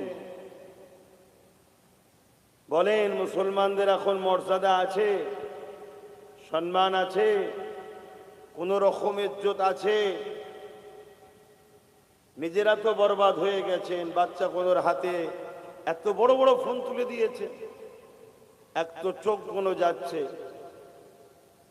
এরা বাচ্চা, এরা বোঝে না, এদের মেমোরি যে রস ব্রেনের, সেই রসটাও শুকোচ্ছে মোবাইলের রেডিয়েশনে। তারপরে মোবাইল ভালো যেমন বিষয় আছে, অনেক অ্যাড আছে যেগুলো খুব খারাপ। ছোট্টবেলা থেকে এরা খারাপ জিনিস চোখের সামনে ইচ্ছা না থাকলেও চলে আসছে। এগুলো বন্ধ করুন। মা বাপকে বলছি, যদি বুড়ো বুড়ি বয়সে বাচ্চার হাতে ভাত পেতে চান, এগুলো বন্ধ করুন। নাই আল্লাহর সৃষ্টিগুলোকে আল্লাহ আপনাদের ঘরে দিয়েছে, তাদেরকে ঠিকমতো যদি রাস্তা না দেখান, ওই সৃষ্টি বাচ্চাদের হাতেই আল্লাহ আপনাদেরকে মার খাওয়াবে। এমন বিষাক্ত তৈরি করে দেবে, বুড়ো বুড়ি বয়সে মেরে ঘর থেকে বার করে দেবে। এগুলো আল্লাহর সৃষ্টি, আপনাদেরকে লালন পালন করার জন্য দিয়েছে। খেয়াল খুশি মতো কাজ করলে হবে না। এই সন্তানগুলোকে তিনটে শিক্ষা অবশ্যই দিতে হবে। নাম্বার 1, নবী মুহাম্মদ সাল্লাল্লাহু আলাইহি ওয়াসাল্লামের প্রেমের শিক্ষা। নাম্বার 2, আহলে রাসূলদের প্রেমের শিক্ষা। নাম্বার 3, কোরআনের শিক্ষা। এই 3 শিক্ষা সন্তানকে বাপ মা যদি দিতে না পারে, কিয়ামতের দিন ওই বাপ মা নিজে ভালো কাজ করার পরও ধরা পড়ে যাবে, জাহান্নামে যেতে হবে।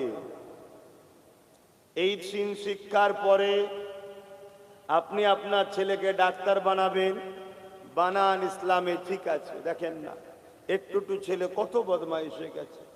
ওকে মানা করেছি বলে কোলের উপরে রেখে দিয়ে করছে যে হুজুর বোঝেনে। লোক মনে করে হুজুররা, মৌলী সাহেবরা এরা হয়তো বুকা টাইপের। আমরা সব বুঝি রে বাবা, কিন্তু দুনিয়া বুকা হয়ে থাকি। কেন? দুনিয়া সিজরুল মুমিনিন ওয়া জান্নাতুল লিল কাফিরিন। মুমিনদের জন্য দুনিয়াটা জেলখানা। আমরা জেলখানায় যেভাবে থাকতে হয় ওইভাবে থাকি। বুঝিনি ভাববেন না, সব বুঝি। এই মৌলী সাহেবরাই পৃথিবী চালিয়েছে। এই মৌলী সাহেবরাই 7 তবে আসমানের ওপরে কি আছে সেটাও জানে। পৃথিবীর কোন বিজ্ঞানী আছে প্রথম আসমানের ওপরে কি আছে বলতে পারবে? আমরা বলে দেবো 7 তবে আসমানের ওপরে কি আছে। কজন ফারিস্তা আল্লাহর কুরসি নিয়ে রয়েছে, ফারিস্তার সংখ্যা বলে দিতে পারবো আমরা। অন্যজনরা পারবে? হ্যাঁ, তাহলে আমাদের খবর কত দূর তোমরা বুঝবে কি? সমস্যা হয়ে গেছে কি জানেন? ওই হোটেলের পচা খাবারটাকে বলে বিরাট টেস্ট, আর ঘরে মায়ের হাতের রান্নাকে বলে এ ভালো হয়নি। এখন সমাজের স্রোতটা বুড়াই খারাপের দিকে যাচ্ছে। যেমন একটা সময় শুরু হয়েছিল ভালো হওয়ার জন্য, এখন স্রোতের মতো মানুষ খারাপের দিকে চলে যাচ্ছে, জাহান্নামের দিকে চলে যাচ্ছে। তো যাই হোক, আল্লাহ আমাকেও আমাদেরকে হিদায়েত করেন, বলুন আল্লাহুম্মা আমিন। আসেন, সংক্ষেপ সময়, এ দুনিয়া আমাদের চিরস্থায়ী নয়। আজ আছি, কাল নাই। কখন আল্লাহর পক্ষ থেকে ডাক আসবে, সে পীরের বেটা হোক, মুফতি মৌলানার বেটা হোক, নেতার বেটা হোক, যেই হোক, আল্লাহর সাহেব নেতাই হোক, যখনই ডাক আসবে চলে যেতে হবে। এক সেকেন্ডও সময় দেওয়া হবে না। সাদ্দাত নাম শুনেছেন তো নাকি? হ্যাঁ, ওই সাদ্দাতের ছোটবেলার জীবনী জানেন? ওই সাদ্দাত যখন তার মায়ের গর্ভে ছিল, বিশাল সুনামি তুফান এসেছিল।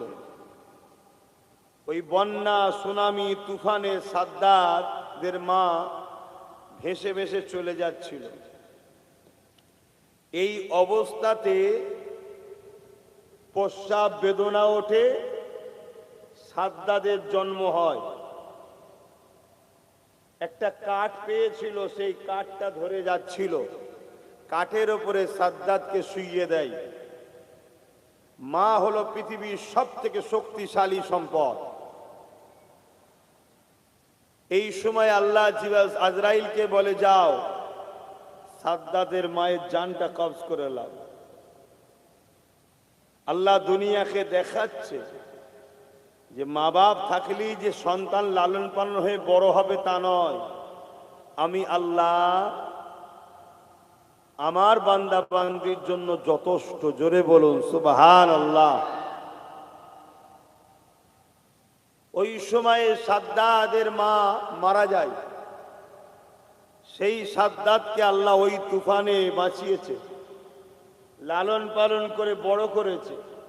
বড় করার পরে পৃথিবীর বিরাট বড় ধনী বানিয়েছে।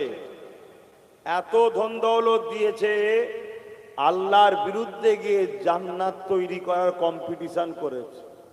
অথচকে ধনী করলো কে? ওকে বাঁচালো কে?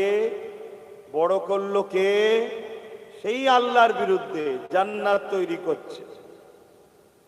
ইয়াকুত পাথর দিয়ে, বিভিন্ন হিরে মণি মুক্ত দিয়ে দুনিয়া ধন দৌলতকে এক জায়গায় তৈরি করে জান্নাত তৈরি করছে। হয়ে গেছে জান্নাত, দেখতে ঢুকেছে, দেখবার জন্য যাচ্ছে ঘোড়ার পিঠে। আজরাইল আল্লাহ বলছে, যাও সাদ্দাত যেন জান্নাতে ঢুকতে না পারে, ওর জানটা কবজ করলাম। এক পা ঘোড়ার জান্নাতের ভেতরে, ওই অবস্থায় দাঁড় করিয়েছে আজরাইল। দাঁড়া। সাদ্দাত তো রেগে লাল, আমাকে চিনিস? আজরাইলকে বলছে, আমাকে চিনিস? আজরাইল বলছে, তুই আমাকে চিনিস? মানুষের সুরাত ধরে এসেছো তো। সাদ্দাত বলছে, তোর এত বড় স্পর্ধা, আমি জান্নাত তৈরি করছি, জান্নাত দেখতে যাচ্ছি, তুই বাধা দিচ্ছিস? জানিস এক্ষুনি তোকে দুটুকরো করে দেবো। আজরাইলকে বলছে। আজরাইল বলছে, আমার নামটা শুনবি? আমি তো জান কবজ করতে এসছি, মালাকুল মউত। ব্যাস, সাদ্দাতের এবারে সব হাওয়া বেরিয়ে গেছে। রিকোয়েস্ট করছে, একটা বার কমসে কম দেখতে দাও। আল্লাহর হুকুম, তোকে জান্নাতে ঢুকতে দেওয়া হবে না। ওই অবস্থাতেই জান কবজ হয়ে গেল। শুনছেন? বাড়া ভাত চোখের সামনে রয়ে যাবে, ভাতের উপরে গুঁজরে পড়ে যাবে না, ওই অবস্থায় মরণ হয়ে যাবে।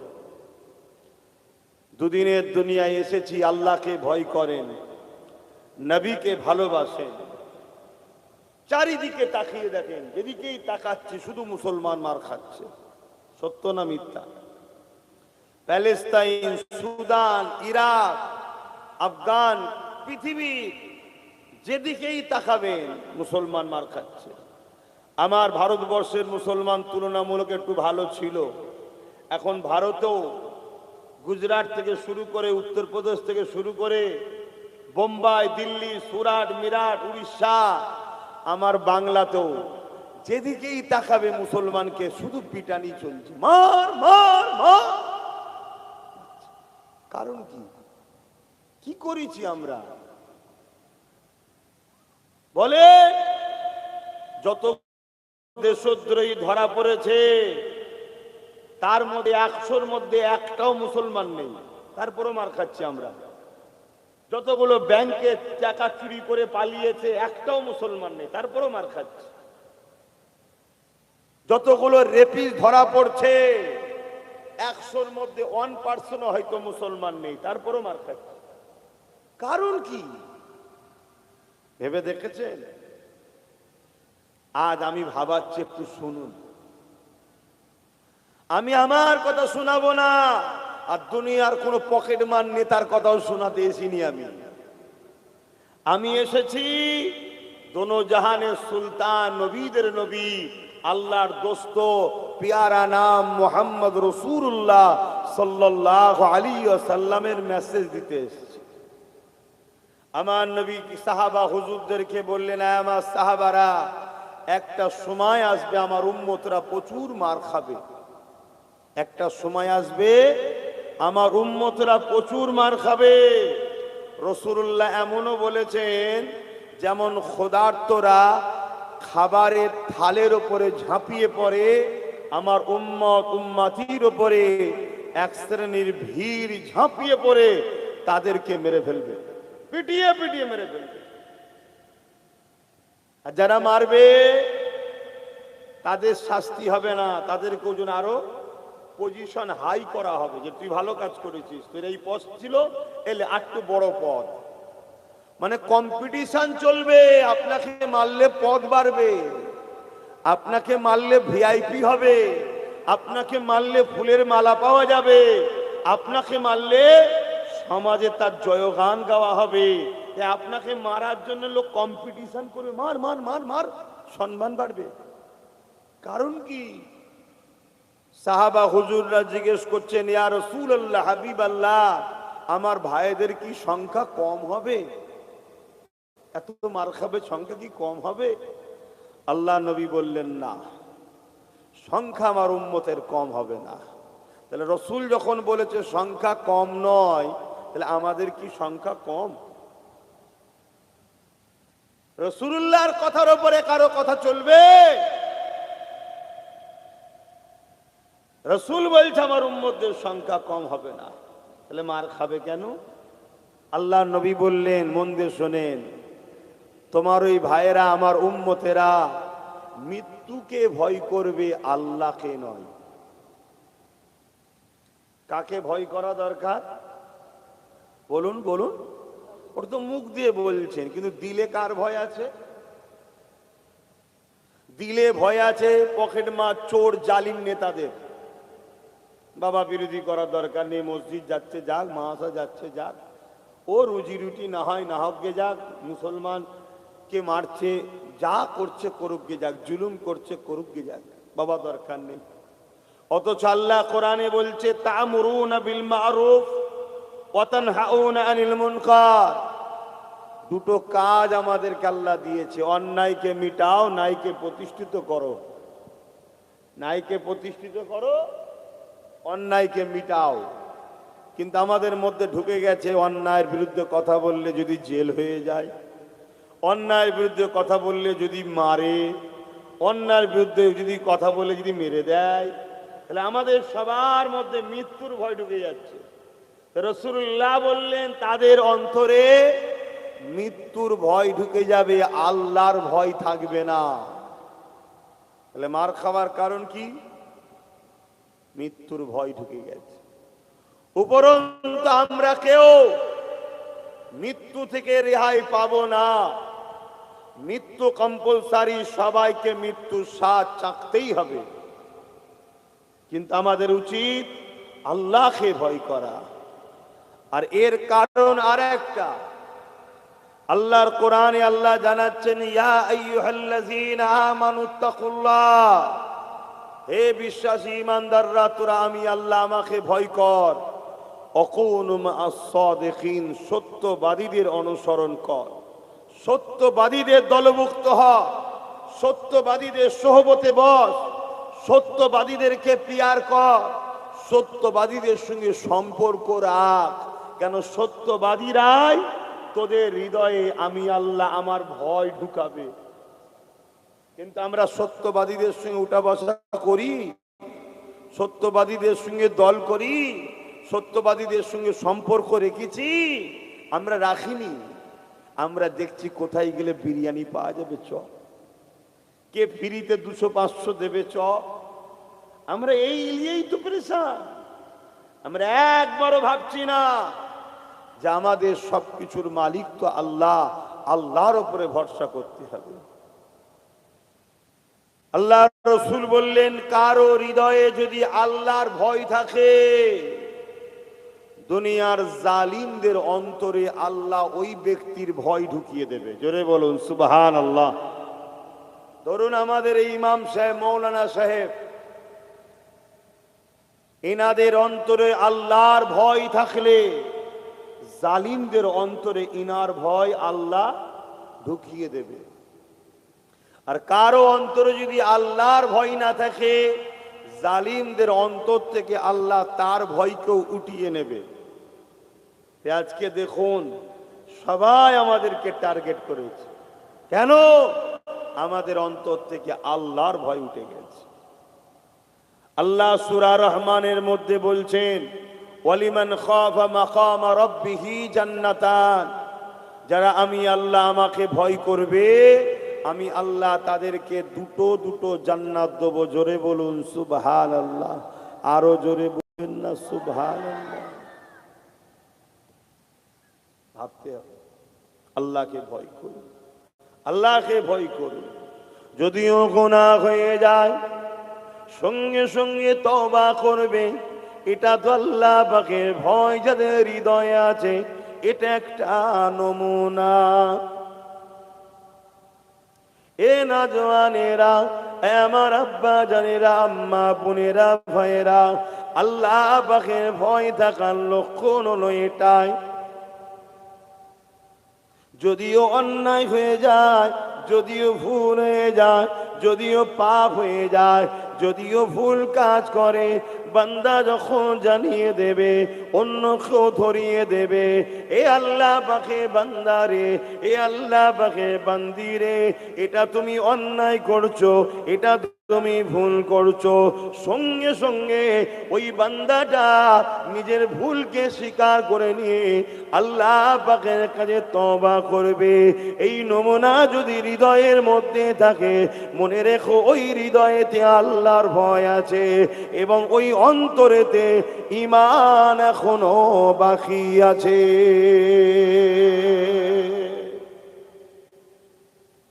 ঈমান আছে না নাই বুঝবেন কি করে? বলুন, এ দাড়ির নাম ঈমান নাকি? টুপির নাম ঈমান? এই নামাজ পড়ার নাম আমানু সাল্লু আলাইহি ওয়া সাল্লিমু তাসলিমা। আল্লাহুম্মা সাল্লি আলা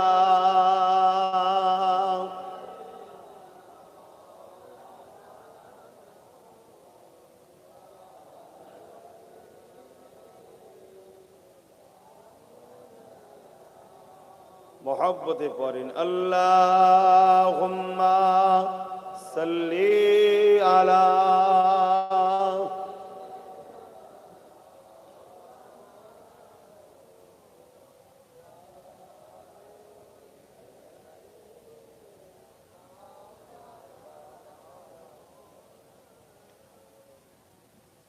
एक मैं नहीं उन पर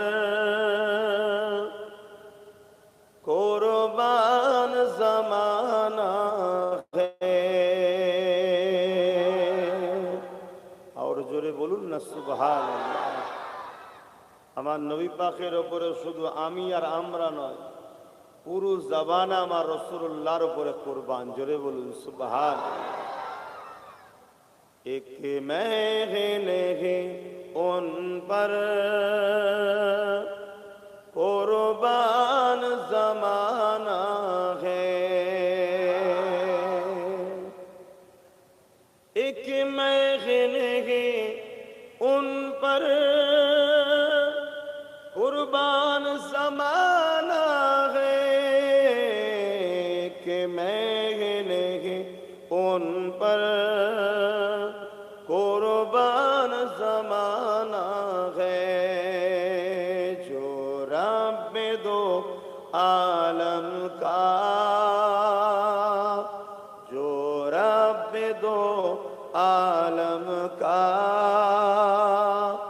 মাহবুব